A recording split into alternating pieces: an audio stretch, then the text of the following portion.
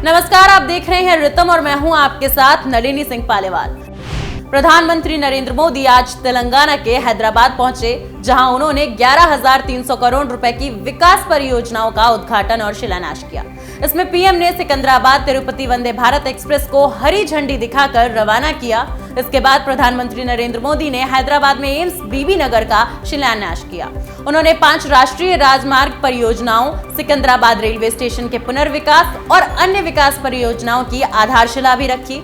इस दौरान पीएम ने विशाल जनसभा को भी संबोधित करते हुए कहा कि आज के नए भारत में देशवासियों की आशाओं को पूरा करना हमारी प्राथमिकता है, लेकिन कुछ मुट्ठी भर लोग विकास के इन कार्यों से बहुत बौखलाए हुए हैं। ऐसे लोग जो परिवारवाद, भाई भतीजावाद और भ्रष्टाचार को पोषित करते रहे हैं, उन्हें ईमानदारी से काम करने वालों से परेशानी हो रही है। दक्षिण कोरिया के विदेश मंत्री पाक जिन इन दिनों भारत के 2 दिवसीय दौरे पर हैं। भारत दौरे के पहले दिन साउथ कोरिया के विदेश मंत्री ने भारत के विदेश मंत्री एस जयशंकर से मुलाकात की और कई रणनीतिक मुद्दों पर चर्चा की। दोनों देशों के बीच खास तौर से व्यापार और रक्षा क्षेत्र में विशेष रणनीतिक भागीदारी को आगे ले जाने के लिए व्यापक चर्चा हुई। दोनों विदेश मंत्रियों ने यूक्रेन संघर्ष और हिंद प्रशांत की स्थिति पर भी विचार विमर्श किया। पार्क जिन ने शनिवार को राजघाट पर महात्मा गांधी को श्रद्धांजलि भी अर्पित की। देश में कोरोना के मामलों में तेजी से उछाल आ रहा है। पिछले 24 घंटों में 6,115 नए मामले सामने आए हैं, जबकि कल यह आंकड़ा 6,050 था। एक्टिव केस की संख्या 31,194 हो गई है। स्वास्थ्य मंत्रालय के आंकड़ों के अनुसार कोरोना से पिछले 24 घंटे में 11 लोगों की मौत हुई है। वहीं दिल्ली में बीते 24 घंटों में 733 केस, महाराष्ट्र में 926 और राजस्थान में 122 नए मामले दर्ज किए गए हैं। राष्ट्रपति द्रौपदी मुर्मू के असम दौरे का आज तीसरा व आखिरी दिन है। अपने दौरे के आखिरी दिन राष्ट्रपति मुर्मू ने सुखोई फाइटर जेट से उड़ान भरी। असम के तेजपुर एयरबेस से राष्ट्रपति ने यह उड़ान भरी। इससे पहले तेजपुर वायुसेना स्टेशन पर उन्हें गार्ड ऑफ ऑनर दिया गया। बता दें कि इससे पहले सुखोई 30 MKI लड़ाकू विमान में पूर्व राष्ट्रपति, भारत रत्न डॉक्टर APJ अब्दुल कलाम, प्रतिभा पाटिल और रामनाथ कोविंद इसमें उड़ान भर चुके हैं। बीते 3 दिनों के भीतर कांग्रेस के 3 बड़े नेताओं ने बीजेपी का दामन थाम लिया है। आंध्र प्रदेश के पूर्व मुख्यमंत्री किरण कुमार रेड्डी के बाद अब आज पूर्व कांग्रेस नेता CR केशवन बीजेपी में शामिल हो गए हैं। केशवन ने VK सिंह, अनिल बलूनी और प्रेम शुक्ला की मौजूदगी में पार्टी की सदस्यता ग्रहण की। बीजेपी में शामिल होने पर CR केशवन ने कहा कि उसी दिशा में काम करूंगा, भारत 2047 तक विश्व गुरु बन जाए। बता दें कि केशवन भारत के पहले गवर्नर जनरल और पूर्व कांग्रेस नेता C राजगोपालचारी के परपोते हैं। इससे पहले केशवन ने करीब 1 महीने पहले कांग्रेस से इस्तीफा दे दिया था। असम के बारपेटा जिले में पुलिस ने प्रतिबंधित संगठन पॉपुलर फ्रंट ऑफ इंडिया और कैंपस फ्रंट ऑफ इंडिया के 3 नेताओं को गिरफ्तार कर लिया है। ये जानकारी असम पुलिस के ADGP हिरेन नाथ ने दी। गिरफ्तार नेताओं की पहचान PFI के राज्य सचिव जाकिर हुसैन और CFI के राष्ट्रीय कोषाध्यक्ष अबू सामा और शहीदुल इस्लाम के रूप में हुई है। पुलिस ने गिरफ्तार नेताओं के पास से 1.5 लाख रुपए की नकदी बरामद की है। साथ ही 4 मोबाइल फोन, SDDPI के पैम्पलेट भी बरामद किए गए हैं। असम पुलिस ने ADGP हिरेन नाथ ने ये जानकारी दी है। सुप्रीम कोर्ट ने दिल्ली वक्फ बोर्ड की प्रबंधन समिति की उस याचिका पर सुनवाई करने से इनकार कर दिया, जिसमें दिल्ली हाई कोर्ट के आदेश को चुनौती दी गई थी। हाई कोर्ट ने कुतुब परिसर में स्थित मुगल मस्जिद में नमाज पर प्रतिबंध के भारतीय पुरातत्व सर्वेक्षण के आदेश के खिलाफ आगे सुनवाई करने से इनकार कर दिया है। मुख्यमंत्री योगी आदित्यनाथ ने आज गोरखपुर के सहजनवा में भोलाराम मस्करा इंटर कॉलेज में बनने वाले स्टेडियम का शिलान्यास किया।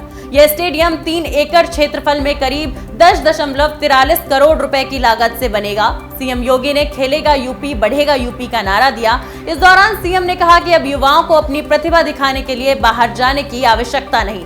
सहजनवा तहसील में स्टेडियम बनने से यहाँ के युवाओं को नई ऊर्जा मिलेगी।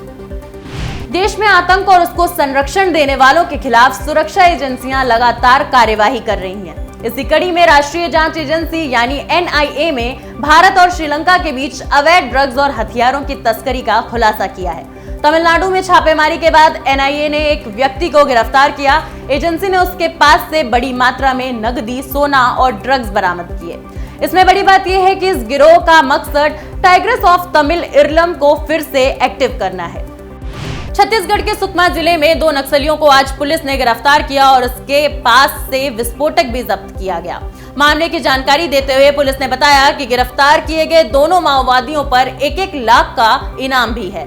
ये दोनों सुरक्षा कर्मियों को निशाना बनाने के लिए विस्फोटक लगाने की योजना बना रहे थे, तभी पुलिस ने इन्हें गिरफ्तार कर लिया। प्रधानमंत्री मुद्रा योजना की शुरुआत हुए आज पूरे 8 साल हो गए हैं। वित्त मंत्रालय द्वारा जारी किए गए आंकड़ों के अनुसार अब तक 8 सालों में सरकार ने कुल 40 करोड़ से ज्यादा लोगों को योजना के जरिए 23.2 लाख करोड़ की राशि बांटी है। बता दें कि केंद्र की मोदी सरकार ने 8 अप्रैल 2015 को प्रधानमंत्री मुद्रा लोन योजना की शुरुआत की थी। इस स्कीम के तहत सरकार देश में एंटरप्रेन्योरशिप यानी स्वरोजगार को बढ़ावा देने की कोशिश करती रहती है। युवा कार्यक्रम और खेल मंत्री अनुराग सिंह ठाकुर ने एक बड़ी घोषणा की, जिसके अंतर्गत अब भारतीय खेल प्राधिकरण खेलो इंडिया खेल प्रमाण पत्र डिजी लॉकर के साथ एकीकृत किया जाएगा। इससे खिलाड़ी, सहयोगी कर्मचारी, तकनीकी अधिकारी और प्रतिस्पर्धा प्रबंधक खिलाड़ियों के प्रमाण पत्र डिजिटली देख सकेंगे। वहीं अनुराग ठाकुर ने ट्वीट कर कहा कि इससे खेलो इंडिया युवा खेल 2022 और इसके बाद में भागीदारिता और मेरिट प्रमाण पत्र तक पहुंच बनाने की प्रक्रिया सुगम और प्रभावी होगी।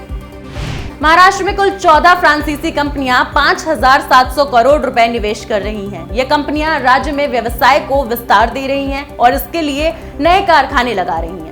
दरअसल बीते दिन Indo French chamber of commerce द्वारा आयोजित इन्वेस्ट इन महाराष्ट्र सम्मेलन के दौरान भारतीय तथा फ्रांसीसी कंपनियों ने समझौता ज्ञापन पर हस्ताक्षर किए।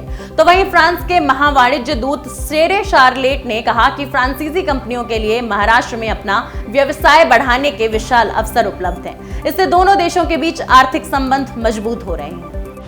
यूपी के सीएम आज गोरखपुर दौरे पर हैं, जहां आज सीएम योगी ने गोरखनाथ मंदिर के महंत दिग्विजयनाथ स्मृति सभागार के सामने आयोजित जनता दर्शन के दौरान लोगों की समस्याएं सुनी।